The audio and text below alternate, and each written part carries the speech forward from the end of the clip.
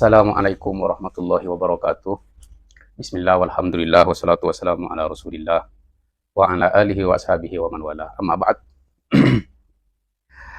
Para subscriber dan para pecinta channel Ponpes Abu Samsuddin Batu Apa dan seluruh pemirsa dimanapun Anda berada. Baik, lama tak jumpa nih. Oke, kemarin masih sibuk dengan acara akhir usaha di pondok. Mulai dari awal rapat, awal persiapan, sampai selesai saya fokus kepada santri dan pondok. Karena santri itu bagi saya adalah anak-anak saya sendiri. Alhamdulillah baru kemarin ini selesai semuanya. Sampai nganterin Ustadz ke rumahnya masing-masing dan sekaligus hari itu pulangan santri. Ya baik teman-teman, dari kemarin tuh banyak yang minta saya klarifikasi lah. Menjelaskan atas voice salah satu guru saya di Mekah katanya memarahi saya. Ya. Dulu sudah saya antisipasi kan itu. Ini nanti pasti kalau mereka itu tidak mampu menanggapi saya dan melawan dalil-dalil, data-data yang saya tunjukkan, atau bahkan ingin melumpuhkan tesis saya, pasti mereka akan menggunakan guru-guru yang ada di Mekah. Jadi begini, baik. Yang pertama, voice itu memang benar dari salah satu guru saya yang di Mekah, yang sudah beredar dan masyhur namanya. Yang pertama. Terus yang kedua, hal ini sudah saya antisipasi. Jadi saya tidak kaget teman-teman dengan adanya itu. Kenapa? Karena sudah saya antisipasi. Dan dulu sudah saya sampaikan antisipasi saya kepada teman-teman. Pasti mereka nanti kalau sudah kelepek-kelepek kalah, ya kapok, nggak bisa melawan, pasti mereka akan menggunakan kekuatan tangan besar guru saya. Pasti itu. Ada yang nanya, terus kalau memang begitu, ya saya tidak kaget. Karena dulu ya, ada peristiwa juga ya, yang menjadi korban fitnah mereka. Bukan usah sebut namanya. Nah, tapi ya, begini ceritanya. Awal bergejolaknya Azmat Khon, itu tidak seviral sekarang kan. Tidak seviral polemik nasab. Dulu kan pertamanya Azmat Khon. Sekitar berapa ya, tahun berapa? Tahun 2015-an atau 14 itu. Bergejolaknya Azmat Khon itu memakan korban trio Azmat Khon yang sedang belajar di Mekah. Trio Azmat Khon. Trio Azmat Khon ini anaknya, putranya kiai-kiai besar yang berjuang untuk Azmat Khon. Makanya menamakan dirinya itu trio Azmat Khon. Trio Azmat Khon ini dipulangkan dari pondok. Saya coba bayangkan. Kalau yang festival sekarang kan yang cuma dimarahi. Mungkin seandainya saya masih ada di pondok ya pasti dipulangkan. Ya. Tapi kan sekarang sudah, alhamdulillah saya sudah pulang, ya, sudah berdakwah dengan apa yang saya ketahui, gitu. Jadi itu mereka itu dulu di pondok. Dan ini adalah saudara saya semua. Ya. Tapi yang paling dekat dulu satu di antara mereka, paling dekat sekali dengan saya. Jadi setelah dipulangkan trio Azmat Khon itu, bukan ya kalau kata kasarnya diusir lah dari pondok sana. Salah satu itu menceritakan kepada saya dengar dari lisannya dia sendiri, kamu bukan diusir tapi dipulangkan karena saya tidak enak dari mereka yang mendesak untuk memulangkan saya. Katanya dia, salah satu dari. Oh kalau begitu kamu beruntung. Kamu dipulangkan bukan karena dari hatinya beliau, tapi atas desakan para kabib-kabib Ba'alawi itu untuk memulangkan kalian. Beruntung. Dasar saya, wa'ala thalathati alladziina khulifu. Ada 3 sahabat dulu yang yang pura-pura sakit, nggak ikut perang, tapi akhirnya memberanikan diri untuk jujur kepada baginda Nabi dan dihukum oleh baginda Nabi, kemudian taubatnya langsung turun, diumumkan oleh Allah Subhanahu wa Ta'ala.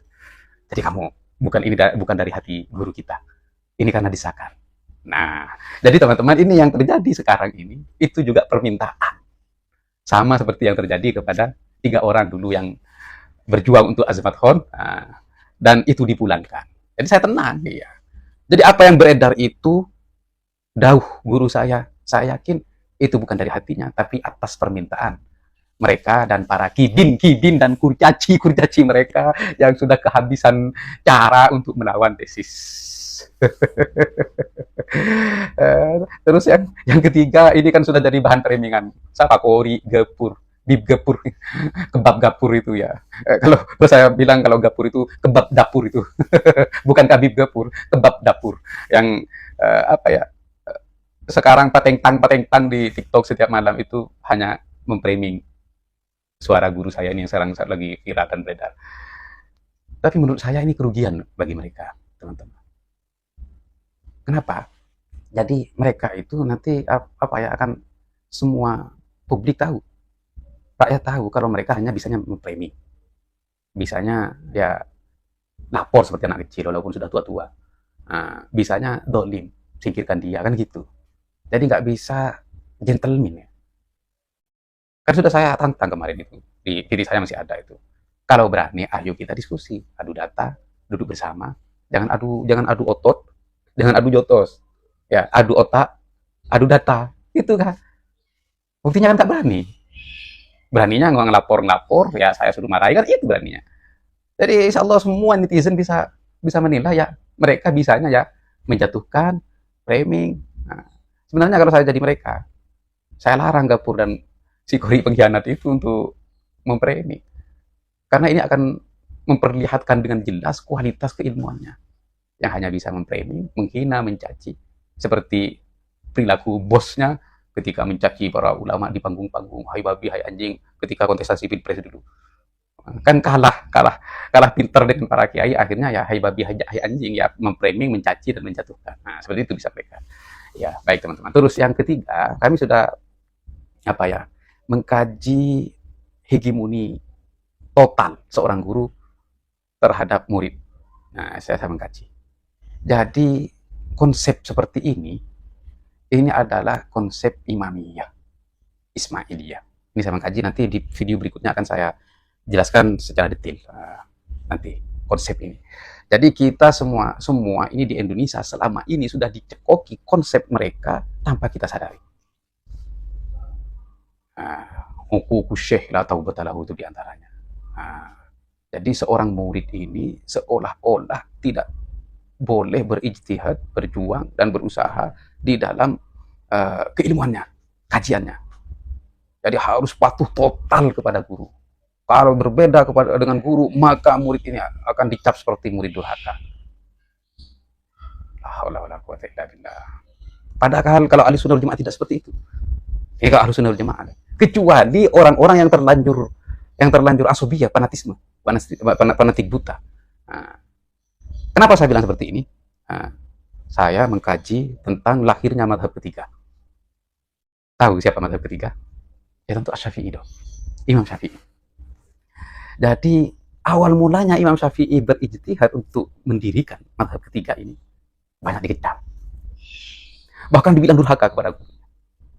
Bahkan Ashab bin Abdul Aziz ini, temannya, satu alumni.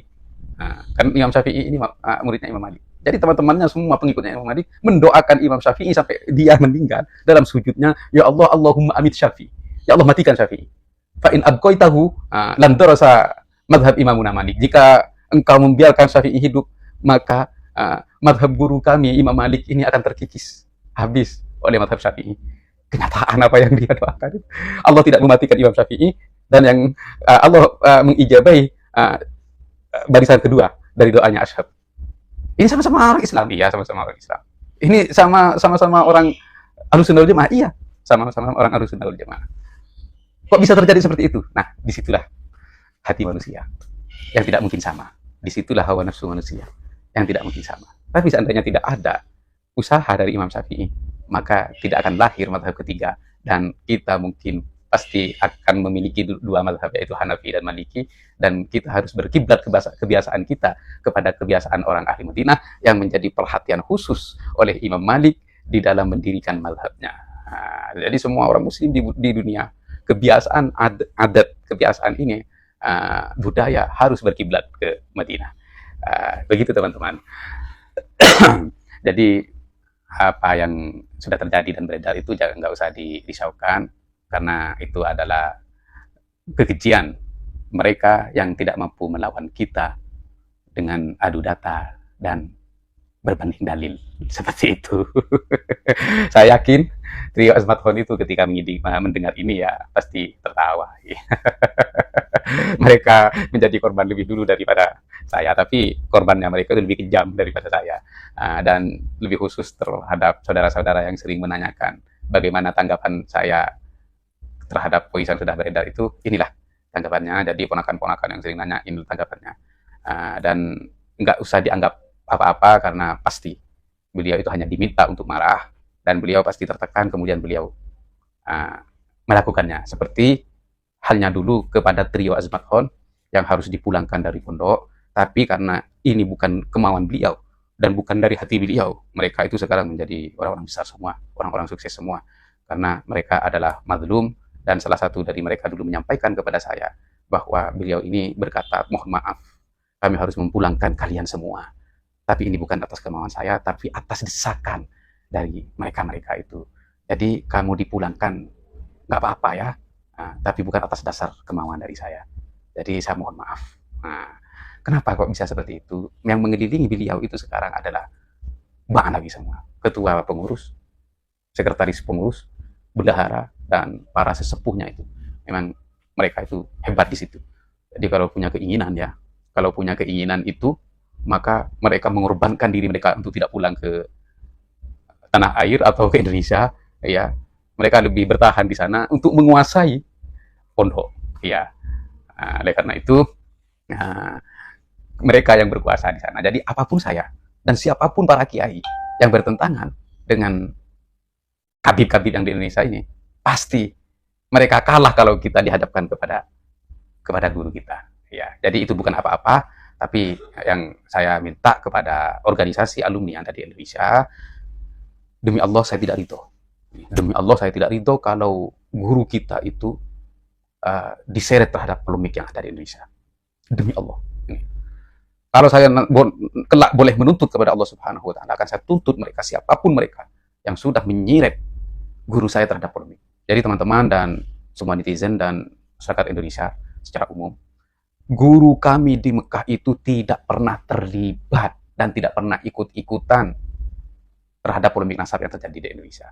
Akan tetapi kaum Ba'alawi ini yang memaksakan kehendak agar punya pendorong dan pendukung yang kuat, yang memaksa guru kita ini untuk terlibat dan terseret di dalam polemik nasab.